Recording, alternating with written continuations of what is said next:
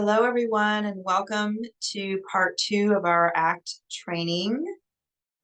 Hope that you enjoyed part 1, which was really an introduction to ACT, and then a brief kind of overview of what some interventions may look like. Today in part 2, we're going to be focusing a little more specifically on the interventions, and so please join me as we explore interventions here for the next hour and talk about how we actually begin to apply ACT. Just also want to mention that there will be a post test to complete at the conclusion of this online training. So please do complete that so that you can get your CE credits. I'm going to go ahead and share the presentation now. And again, this is part 2, where we're focusing on interventions in ACT. So here we have our learning objectives again. I'm not going to go through those. Let's continue and our discussion by kind of focusing not so much on the client, but I want to focus a little bit on the therapist now and some of the core ACT competencies that are important, because it's not enough to just talk about interventions. We first need to talk about the approach and the competencies that a good ACT therapist should have. The first one is the way the therapist speaks to the client. And as you see some of the video clips today, you'll see that there's a very relational way of speaking to the client. There's a very non-judgmental way. I would kind of equate it similar kind of to the DBT way, which is direct yet respectful, sometimes irreverent, but also being very clear and also compassionate with the client. The modeling of the therapist. And so this is again where that congruence of, can you walk the walk as a therapist? Do you practice mindfulness? Are you fused with your thoughts all the time? Because if you are, you should not really be teaching clients about diffusion, right? So the modeling of the therapist and the way in which the therapist demonstrates their own connection to the ACT competencies really goes a long way. The way the therapist guides the client. And so this is, helping the client come to their own conclusions. Sometimes we call this Socratic questioning, where the therapist may have an idea of what the answer is, but actually ask questions in a way that the client discovers the answer themselves. The therapist avoids assuming an expert role. So there's this very collaborative, open, not use of jargon. You'll see that there's, new concepts introduced to clients in ACT, but there's not a lot of, psychobabble, so to speak. The therapist introduces experiential exercises, and you're actually going to see one of those today with Neil, our client that we ended our first part 1 training with his case vignette. We're going to see what one of those experiential exercises looks like in practice. The therapist therapeutically self-discloses, and notice that the key word here is therapeutically. There is a place for self-disclosure in psychotherapy, and there's certainly a place for it when it's used therapeutically with the right client in the right moment for the right purpose. So in ACT, we often find that there can be some disclosure from the clinician that is of benefit, value, or leads to some insight within the client. The therapist demonstrates flexibility. So again, we can't be asking clients to be psychologically flexible if we are not ourselves flexible. Clients will be able to tell whether or not we're flexible people, right? So if we appear to be rigid in our style, our approach, our language, or anything, that's going to come across as inflexibility, and clients will not be open to letting go of their own inflexibility.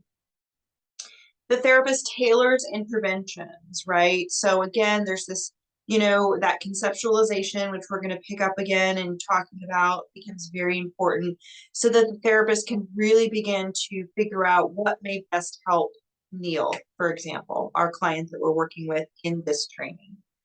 The therapist uses the physical space. So you can see sometimes there is movement. There may also be the use of chairs, where kind of that comes from like Gestalt therapy a little bit. But there's the use of the physical space. There may be the use of an object in the room. And you're going to see that in the video clip we watched today, that there's a use of an everyday object. And then finally, one of the competencies of the ACT therapist is they have mindfulness of the ACT processes. And again, they feel connection to ACT themselves as individuals.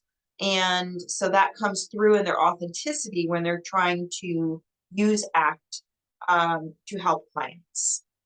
So core competencies of a therapist that is using ACT.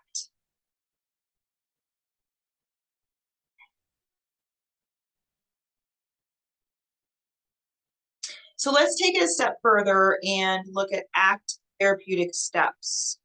So ways in which we can be therapeutic with clients under the framework of ACT, and what ACT really says is very important. We have to be passionately interested in what the client wants. So this is being interested in their goals, their values, even if they have completely different values than what we have, it doesn't really matter. Clients, are entitled to have their own unique values, but really be passionately interested in what they want. Maybe they want to learn to play the flute. Maybe they want to get their black belt in Taekwondo. Maybe they want to climb Mount Everest. Maybe they want to finish high school. Maybe they want to reconcile with their brother. There's so many different things that our clients may want that we need to really try to untap and understand and accept. We need to also compassionately confront unworkable agendas and respect the client's experience. The client is the expert. I know you've all heard that before, but in ACT, we really believe that the client is the ultimate decider, the ultimate, they're in the driver's seat. Another analogy, we're in the passenger seat. They're driving the direction, the speed of the car, etc.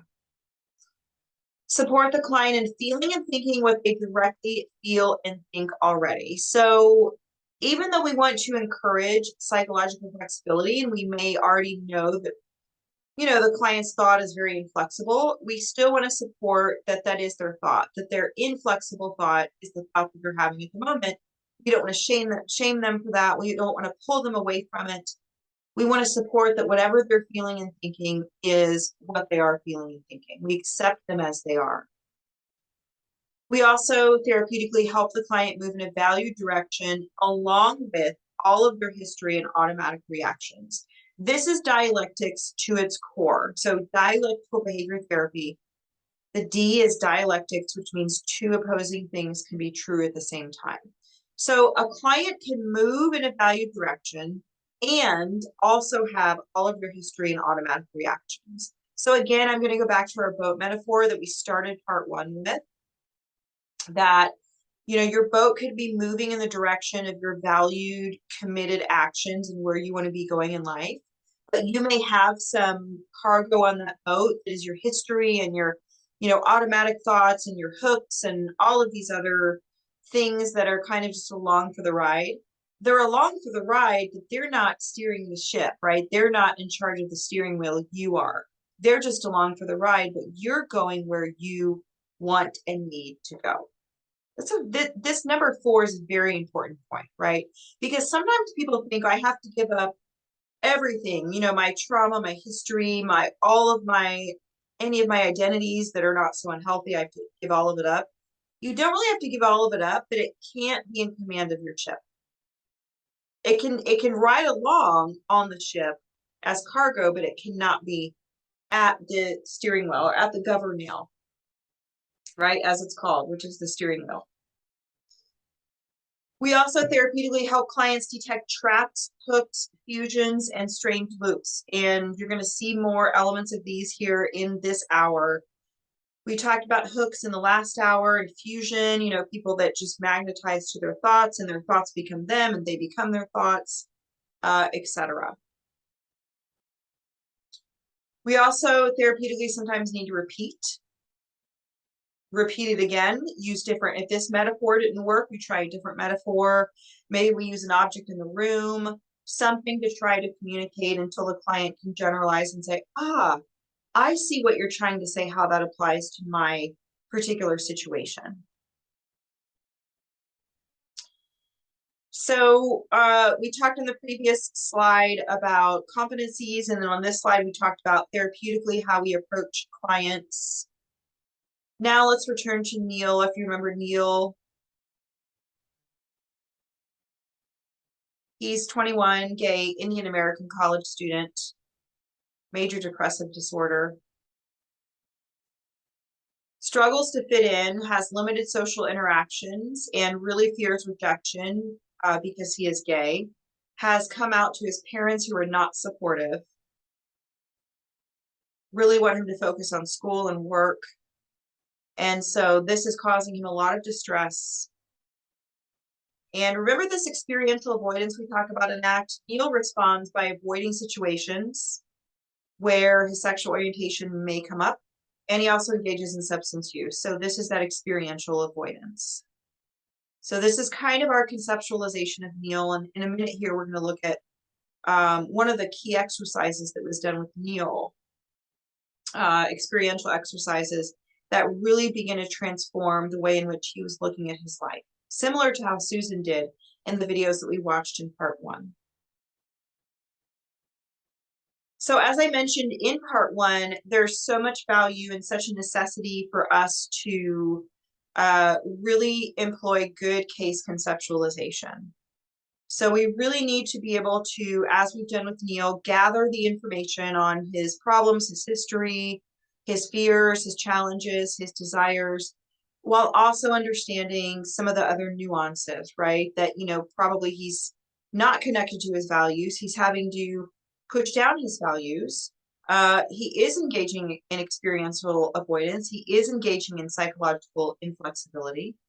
So all of these things are important for us to understand regarding Neil's situation. We have to understand these aspects of Neil before we can select treatment interventions. And the reason why we have to develop a really good case conceptualization is what you see in green here on the screen. The goal of ACT is to help clients consistently choose to act effectively, which are concrete behaviors in alignment with their values in the presence of difficult or interfering private events. Help clients consistently choose to act effectively in the presence of difficult or interfering private events. Again, as a DBT trained therapist, this is like screaming DBT to me because this is like the core of DBT as well. And so there's a lot of parallels that you'll find here in the mission of ACT and the mission of DBT. But you really see that I think a lot of us have clients that this is one of their biggest challenges, right? Is their ability to act effectively, even in the face of distress, whether it is anxiety, depression, substance use, trauma, family estrangements, health problems, etc. You know, whatever it is that comes up for them, is that ACT really is there to help clients develop this dialectical approach.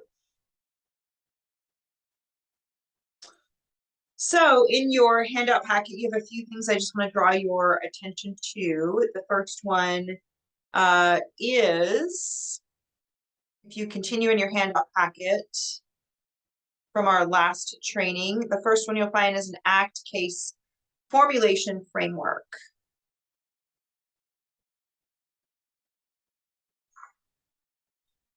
And this is about a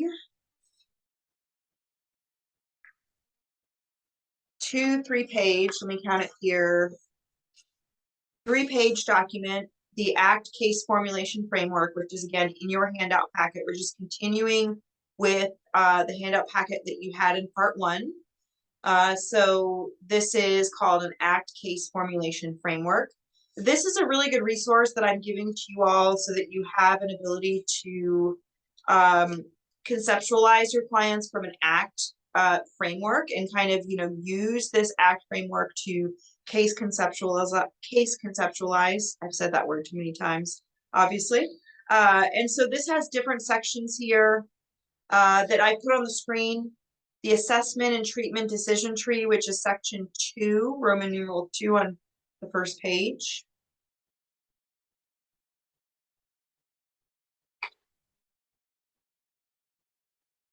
And that has sections A through F. And then the third section is building interventions into life change. So this is just really important information. Again, with Neil, our client that we've been focusing on in this case study, we have been, gathered a lot of this information from him in the context of our first meeting with him.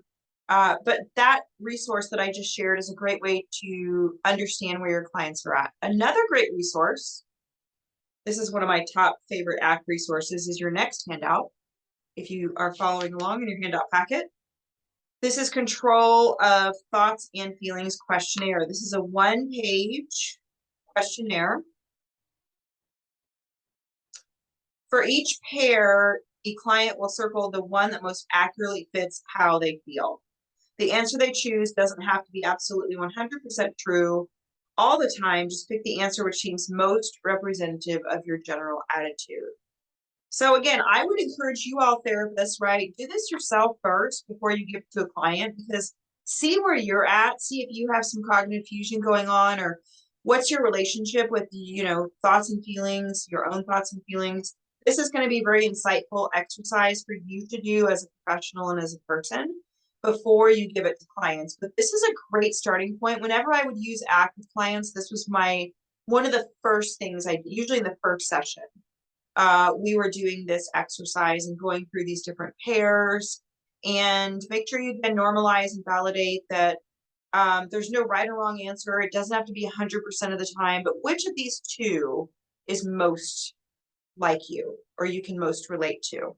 And then this will really tell us, as the therapist, a lot of information about this client in regards to their thinking patterns, in regards to the ways in which they are engaging in some of that cognitive fusion, psychological inflexibility, etc. So Control of Thoughts and Feelings questionnaire, one of my faves. So these are, again, some additional tools. You had some in part one. We talked about, and you had some in your earlier part of your handout packet around conceptualization. And then these are just some additional tools that I wanted to share, because I, again, want to emphasize how important this conceptualization is in the context of selecting interventions. Okay, so let's return to our case study with Neil.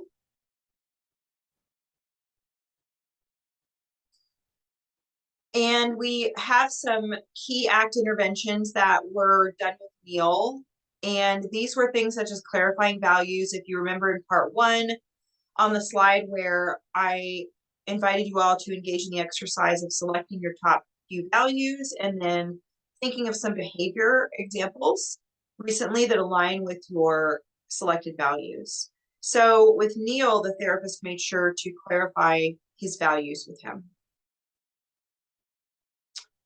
The other thing that was provided with to Neil in the form of psychoeducation was values-based action, and helping Neil understand that we are generally happier creatures, happier human beings, if our actions are aligned or somehow connected with, we're living within our values. Also, cognitive diffusion, that was also introduced to Neil as well, just to help him be able to develop, again, kind of like this thoughts and feelings questionnaire that we just looked at in your handout packet, to help Neil be able to develop more of distance from his thoughts and not be as glued or connected to some of the thoughts that he was having.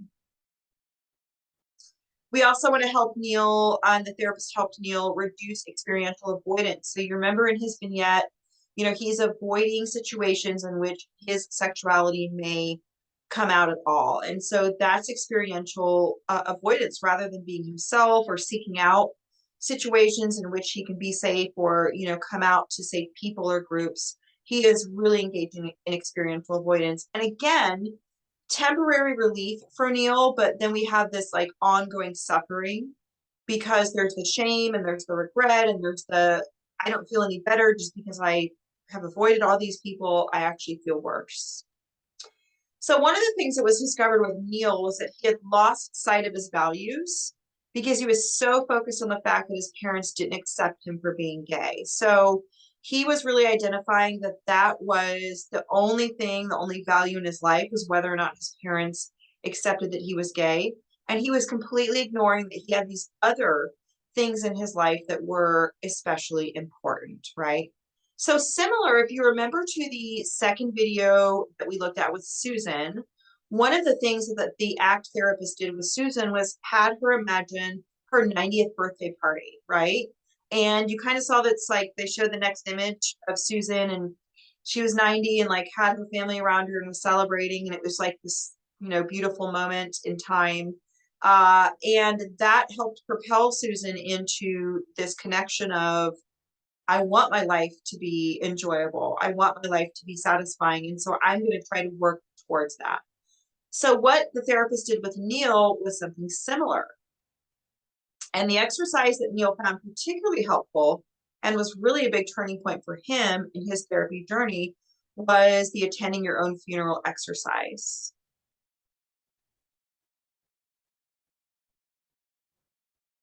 This is a really interesting exercise, kind of an existential exercise in a way, but developed in ACT by Stephen Hayes, who is the founder of ACT, really to be able to help clients, create this sense of connection to their future, connection to their life's purpose and their values, and connections to living that values-driven life, right? So the exercise is to write 2 different versions of a eulogy to be read at your own funeral. So one eulogy focuses on what might be said if the person continues to live the life the same way. And then the other version of eulogy focuses on what might be said if the person lives in a way more consistent with their individual values. So in this case, the therapist asked Neil to spend some time, writing one eulogy of if you continued living, focusing on your parents' approval and using substances and avoiding life, what would be your eulogy? And then I'd like you to write another one if you don't continue to live this life. Again, we could see something like this being very useful in the substance abuse addiction realm as a treatment tool. So let's look at Neil's experiences here. His first version, this is the version where his life continues as it is now, and he's not living really according to his values. He described the life his parents wanted for him rather than the life he wanted for himself. He imagined someone recounting a version of his life in which he told his parents that he was wrong about being gay and had married and had children despite his lack of interest in doing so. In this version, he imagined being described as an unhappy man who lost himself in work and kept to himself. His parents were happy with his choices, but he lived a lie and his depression never lifted.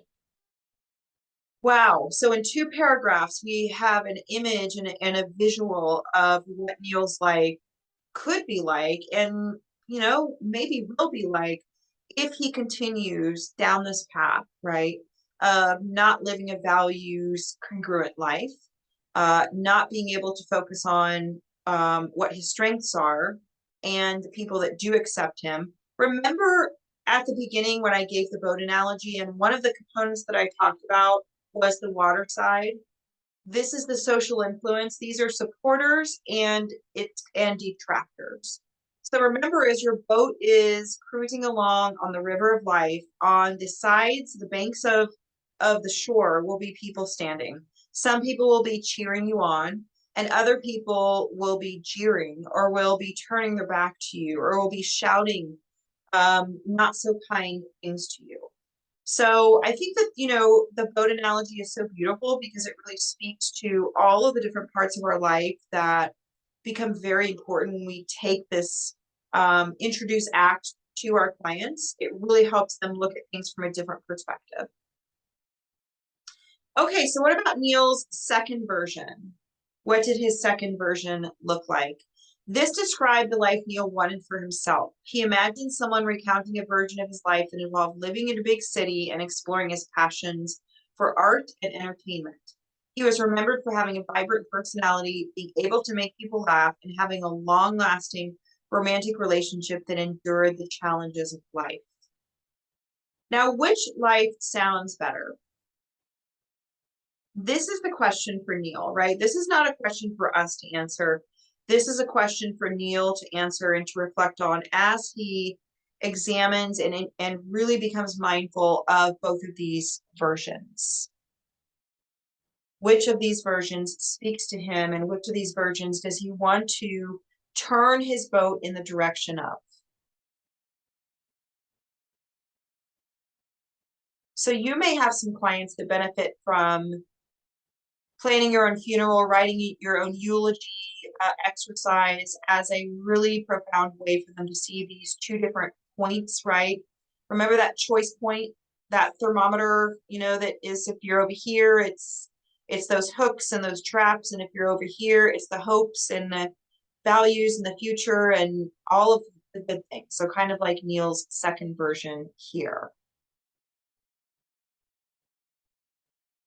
So what were some additional outcomes and interventions for Neil? So really interesting, when he considered these two versions of his eulogy, it really became apparent to him that he valued close relationships, personal growth, and leisure more than he valued education, career, and his relationship with his parents. He said that this might change over time. He wanted to take some time to develop his relationships with people, explore his interests in arts, and become more independent. So then the therapist did a more structured exercise that helped Neil clarify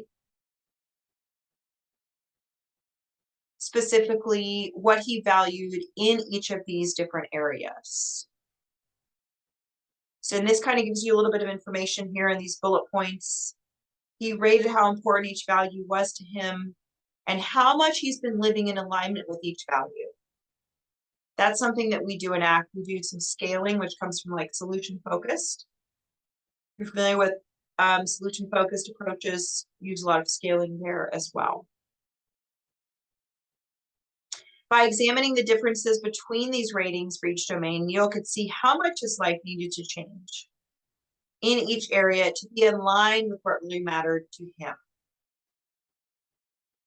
Then they identified goals that he might pursue relevant to each value, along with actions, barriers, and then some strategies to overcome those barriers.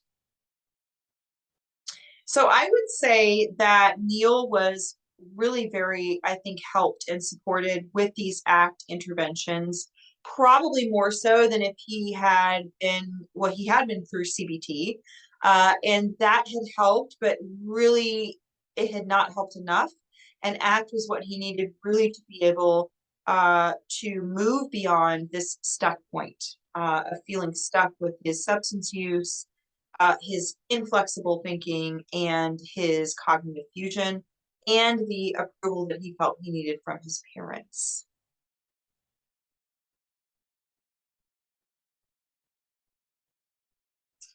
Okay, one thing I want to share with you is the ACT matrix. This is also one of my favorite things, a great tool for you to just utilize with clients, drawing like a plus sign here with these 4 different quadrants. And again, where the A stands for away and the T stands for towards values. So on the left, bottom left-hand corner, what inner stuff, thoughts, feelings, and memories show up that get in the way, right? And then upper right-hand quadrant, what do you tend to do when that inner stuff shows up? So these are things that move us away from our values, right? The more, again, we're separating, focusing on our thoughts, focusing on our distress, etc., the more we're moving away from our values. But if we move towards our values on the right, bottom right-hand corner, who and what are important to you? Upper right-hand quadrant, what can you actually do to move you towards what matters? And with those 4 quadrants being covered, I would like to show you a video clip called How Mindfulness Empowers Us.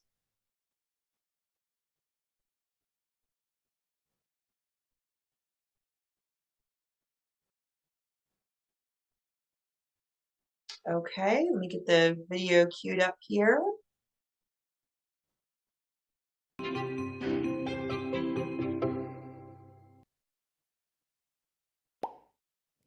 There's a story, usually attributed to the Native American tradition, which illuminates different ways of paying attention. An elder, talking to a child, says, "I have two wolves fighting in my heart. One wolf is fearful, vengeful, envious, resentful, and deceitful. The other wolf is compassionate, loving, generous, truthful, and peaceful." The child asks, "Which wolf will win the fight?" The elder responds, "The one I feed." That doesn't mean we try to deny or hurt or kill the angry wolf. If we did that, we'd end up in a long battle, all the while somehow making that wolf more powerful through our hostility and fear. Hating that wolf sucks the strength right out of us. Instead, we calmly pay attention to the angry wolf and let go of believing they have the answers. If we can do that, they end up lying down next to us, no longer an enemy.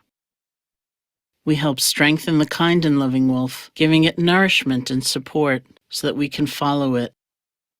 That peaceful wolf can become our steady companion and show us the way through all kinds of different life experiences. Restful or chaotic, enjoyable or disappointing experiences may come and go, but we can have a guide with us through it all. This is what mindfulness can help you do. Mindfulness allows us to see our thoughts and feelings as they are beginning. It's very powerful to know what we're feeling as we're feeling it, know what we're thinking as we're thinking it. With mindfulness, we can choose what will strengthen and bring into action, and we can choose what we will gently let go of. We don't have to be at the mercy of old habits or old ways of thinking or old ways of being. We are empowered. It just takes practice.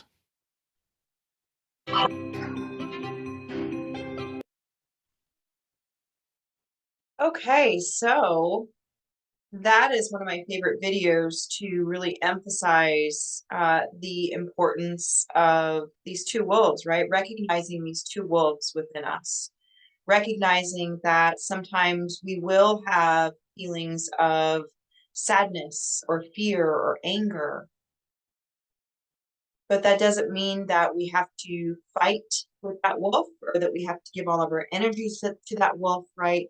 That wolf can take its place, right? That wolf is still part of us, but it's the one wolf that we feed, which is the one that wins and the one that becomes bigger and stronger, right?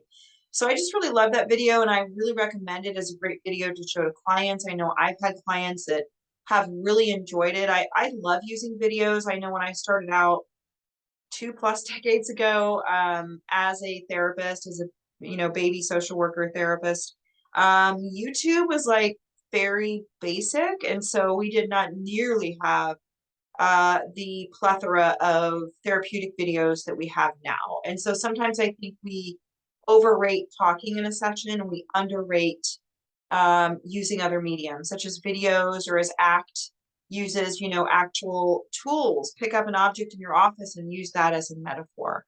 So we really need to think outside of the box. We really need to be presenting clients with the exercise like the one you see on the screen that helps them identify along with the video, what do you do when that inner stuff shows up? How can you move towards what matters versus away from what matters? And what is the benefit of when you move towards what matters? What changes in your life?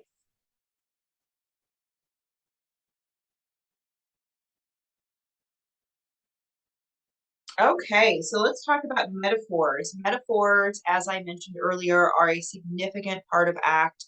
We started this training, we started part one with a metaphor of the boat. And I've given you some other metaphors. We talked about the mountains and the clouds. There are some really wonderful metaphors that we utilize in ACT and particularly created by the creators of ACT, such as Stephen Hayes and Russ Harris, who's another common name that you'll see associated with ACT. So why do we use metaphors? And let me just tell you, like, I love metaphors so much. I rarely do a training that does not have a metaphor or story, but I really very much rely on metaphors. I think that they're very impactful.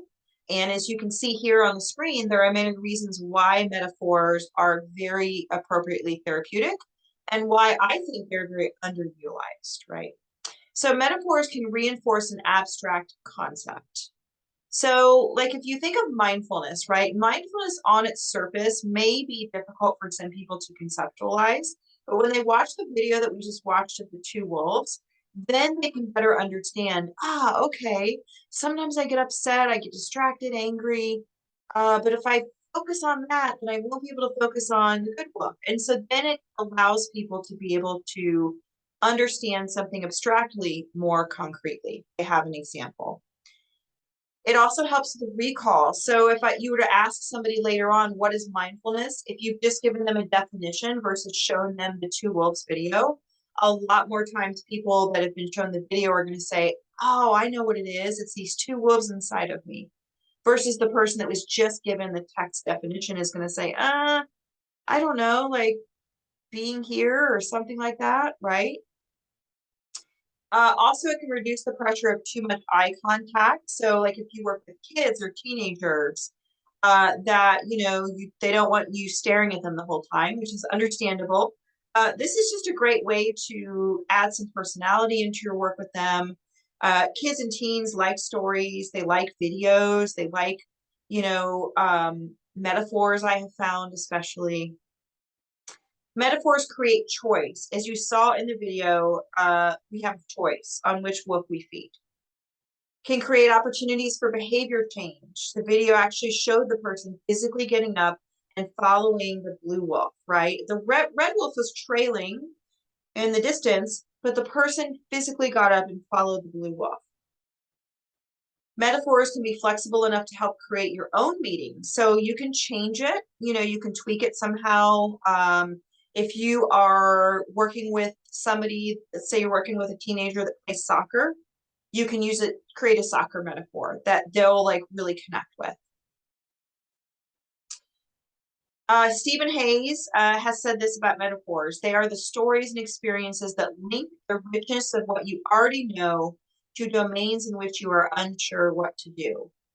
So I think that's a really interesting perspective. It really helps to just solidify and kind of make things a little more concrete. So some of the common metaphors that you see in ACT are passengers on a bus, tug of war, leaves on a stream. Imagine your thoughts are the leaves. They're just kind of floating down the stream. They're in front of you and then they're continuing on down the stream. And then the chessboard. There's lots of other ones too. These just a few of them, but so many different metaphors here. I'm curious as you all look at this image called Passengers on the Bus, how you interpret this image.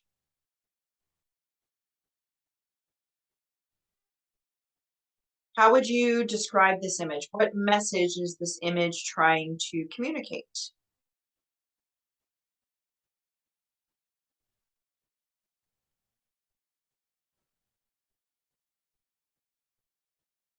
So you're probably all really good at studying body language, right? And studying expressions. And you can see that the woman who's driving the bus looks distressed. She looks sad, right? She's not even focusing on the road. She's actually looking down. And she's got these passengers on her bus, right? They look pretty kind of unruly. One is saying nobody likes you. One is kind of looking very menacing and pointing at her. A couple of them are just kind of like, right? But what does this image say? What is this image trying to communicate, right? If you'd like to know what this image is communicating, I suggest that you watch this video, Passengers on a Bus. And you'll really get a sense of what this metaphor means around the bus representing us as our being, and that there are passengers that get on and off of our bus every single day. Some passengers are nice and friendly and warm, and we look forward to them. Other passengers, some of these, such as these individuals here we have, they're not as welcomed, and we see them getting on the bus and we think, oh no, not again, right? So the whole point of passengers on a bus is we can't prevent these passengers from getting on, right? We can't lock the bus door. They're going to get on. So what are we going to do? Are we going to be focusing so much on them, on so much on the distress that they're creating us that we lose focus of what's ahead and we don't get to our destination of where we're going? Or are we going to say, you know what? I know you all. Come on the bus, have a seat, say whatever you want to say. It's just noise. I'm here. I am driving. I've got my plan and I'm looking straight ahead down the road, and you all are not going to deter me from getting to where I want to go, right? So passengers on the bus, again, another great analogy, another great metaphor for ACT and for the philosophy of ACT. So cute video here, animated video if you want to check that out. So I want to show you this video clip now of the clipboard metaphor. So if we haven't talked about metaphors enough, now you're going to actually see about a 10-minute demonstration of using a clipboard, an everyday object. Remember that ACT, sometimes we use the physical space or what's in the physical space to try to communicate a therapeutic point. And so what I would like to note in this video are a few things, and feel free to jot down these areas. The presentation of the therapist, so think of that therapeutic alliance, the way in which the therapist is connecting with the client. Also think about how the therapist is facilitating this particular metaphor. So how are they setting up this metaphor and engaging the client in the metaphor? What is the message of the metaphor? Just as like with passengers on a bus, we have that message, right, of these passengers are going to get on and you still need to be able to drive to your destination, which is your values, your chosen behavior. And then finally, what is the client response? How is the client responding to this metaphor, to this intervention, and how do you think the client was helped? So I'll let you make a note of those 4 areas as I get the video queued up here.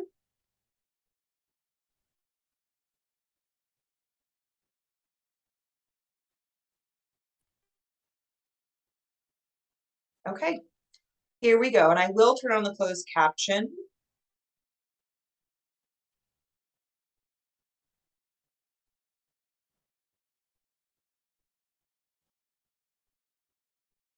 One quick second. Thought I had the video pulled up, but apparently I did not, but that's okay because we have it right here.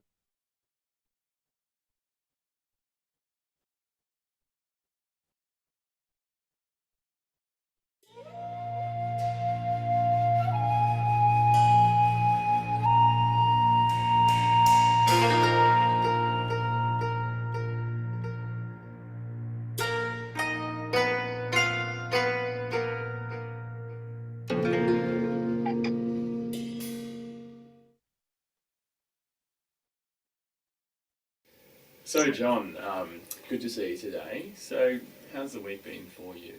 Oh, just another one of those awful weeks. Just haven't had enough time to get what I need done.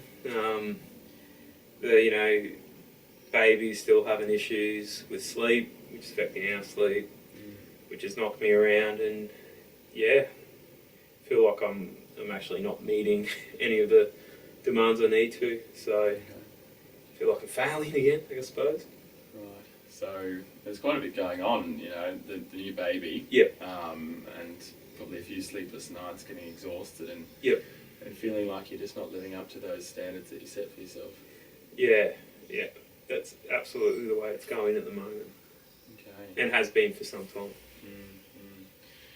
Well, I think it's time to maybe start doing some of the therapeutic work.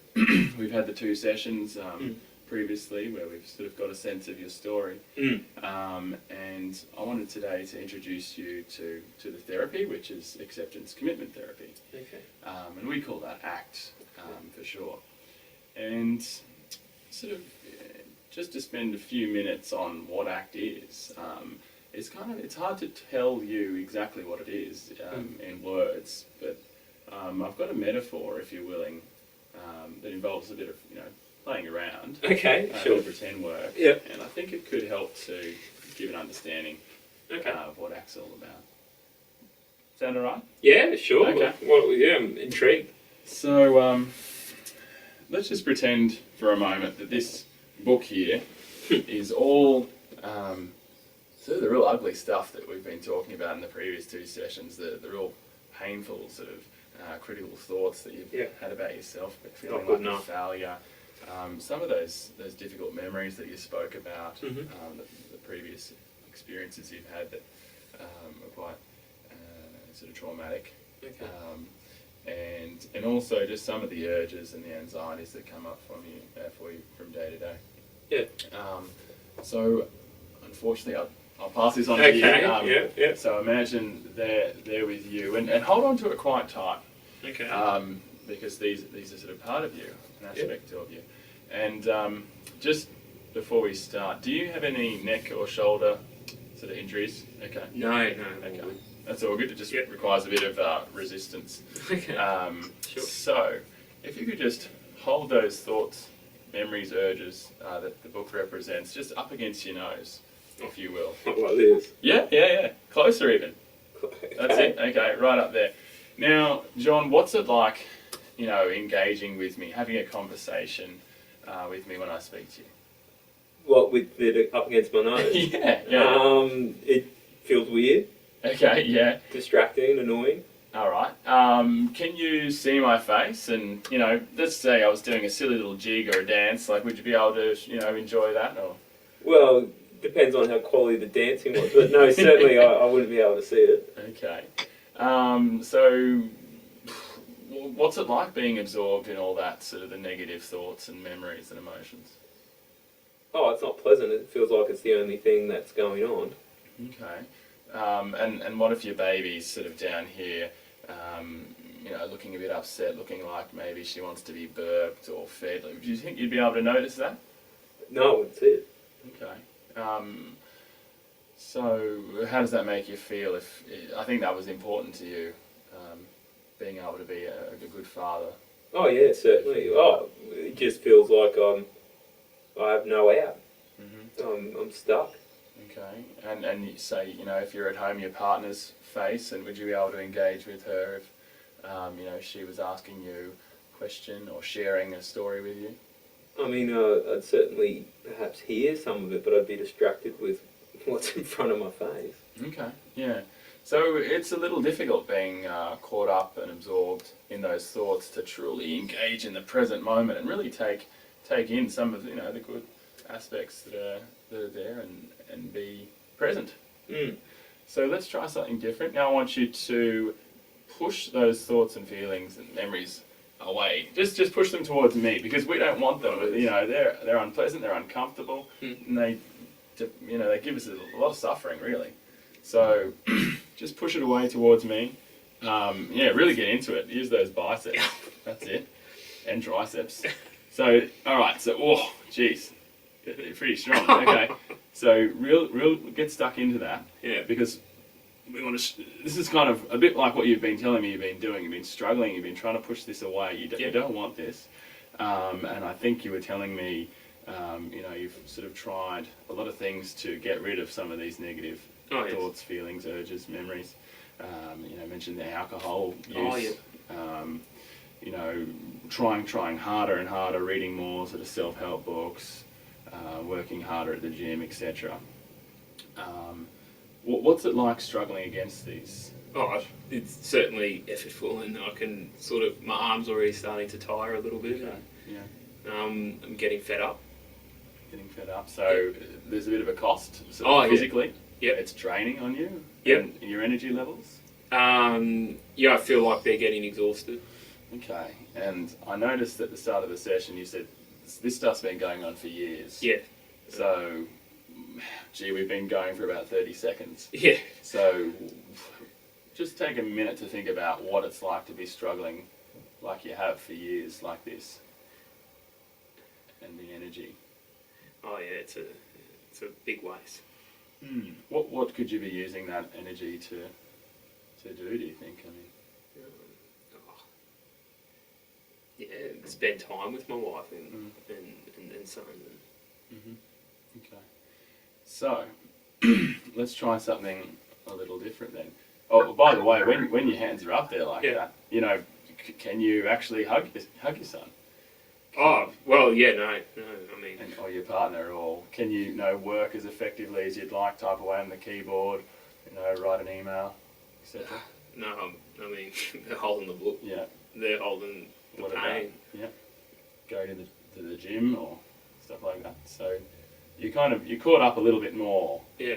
It seems you're less able to engage in some of the things that, in your heart's deepest desire, you really value and you'd like to do. This is the only thing I can do at the moment. Okay, it's getting pretty tough, isn't it? Yeah, my arm is starting to feel. Sorry. No, you're right. So just whack that on your lap now. Okay. So something a little bit different. So you'll notice that the thoughts, the memories, they're still there.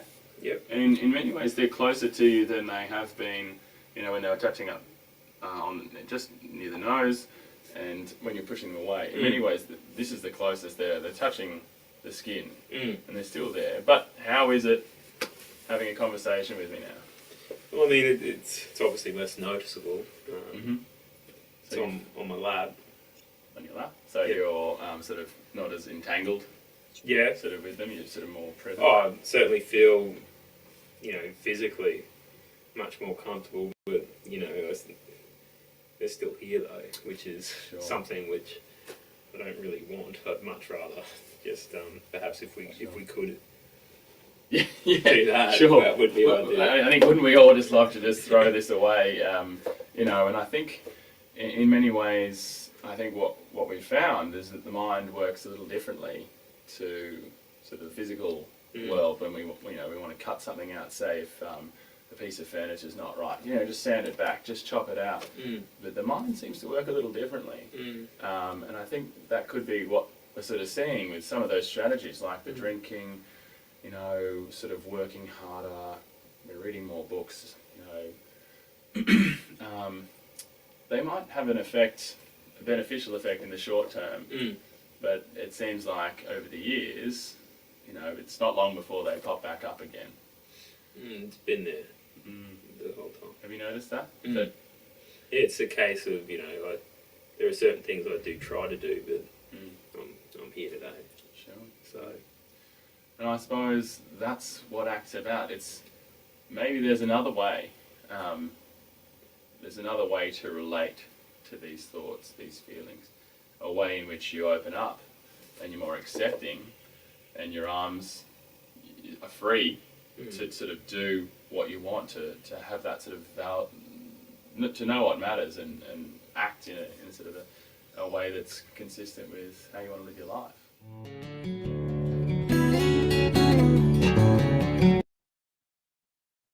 Okay, so that presented you with a little bit of a demonstration on a big metaphor in ACT, which is the clipboard metaphor, and the value that you see there of going through that metaphor with a client and helping them to really have that experience in the session of, having just this as their focus and how much it cuts them off from the rest of their world.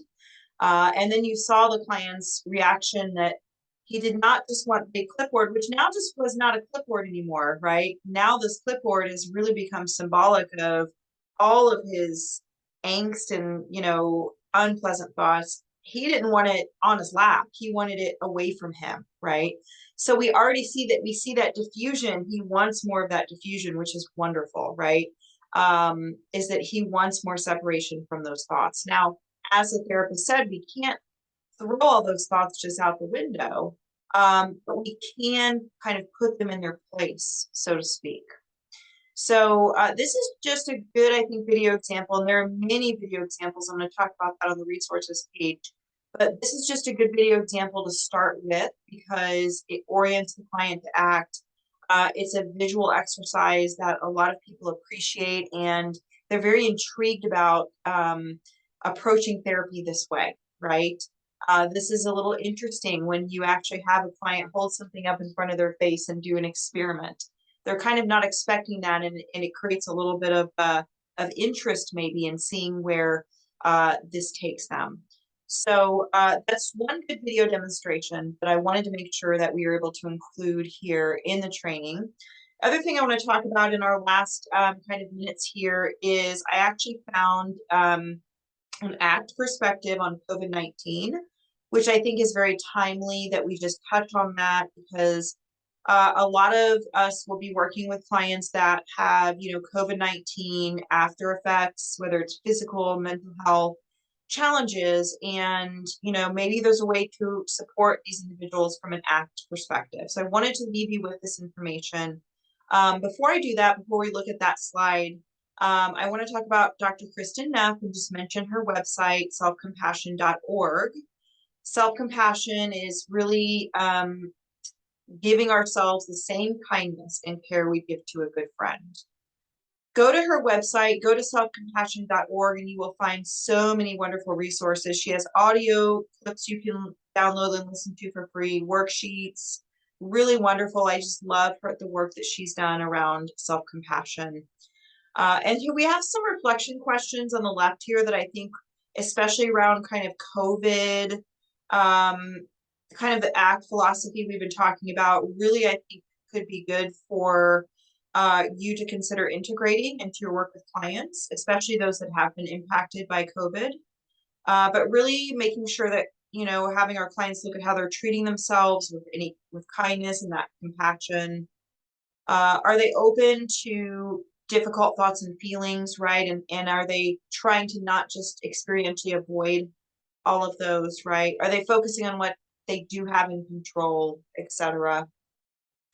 When it comes to COVID, this comes from Mindful Act. Chiara Rossi or Toller in 2020 created this, and this basically kind of answers the question, how do I live during COVID-19? Or we could say after COVID-19, hopefully, right? When the struggle switch is on, remember the struggle switch being on is when you're fighting with your thoughts and feelings.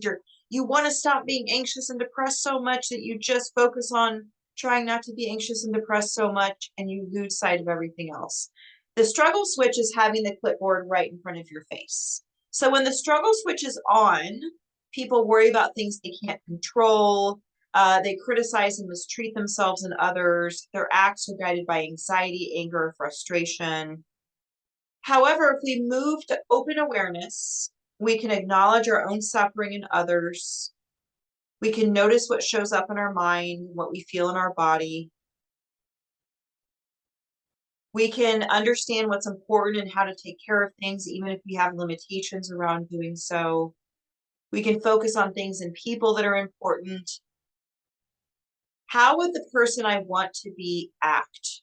Ooh, how would the person I want to be act? And then finally, committed action. Remember, committed action is values-based living, choosing behaviors. I choose to treat me and others with kindness. I choose willingness to experience thoughts and emotions. I choose to spend my time and energy on people and activities important to me. I choose how I want to live today according to my values. I try to act like the person I want to be. I would actually go further and say I act like the person I want to be. As Yoda says in Star Wars, do or do not, there is no try, right? Okay, so have you noticed the theme of mindfulness, right? As I mentioned, this is at the core of ACT, as it is in DBT as well. Mindfulness is really the foundation for everything that we've talked about in this training. And that brings us to your last remaining handouts that I wanted to share with you. The first one is the observation point, which is the circle that has all of these different lines coming out of it. And this is just, again, a great exercise worksheet to work with clients on in session or give them to use as homework. What they're seeing, hearing, and touching. Can they express gratitude towards themselves? Why would that be important? How strongly was I pulled in that moment? What did I do in that moment? What are these thoughts and feelings trying to tell me? What thoughts and feelings showed up? How are they manifested in the body? So lots of different ways in which for people to get in touch with all of these different aspects of themselves from that mindfulness perspective. Your next handout is mindfulness and daily practice. Stop, breathe, reflect, and choose. Stop, breathe, reflect, and choose. Your next handout is affirmations for living in freedom.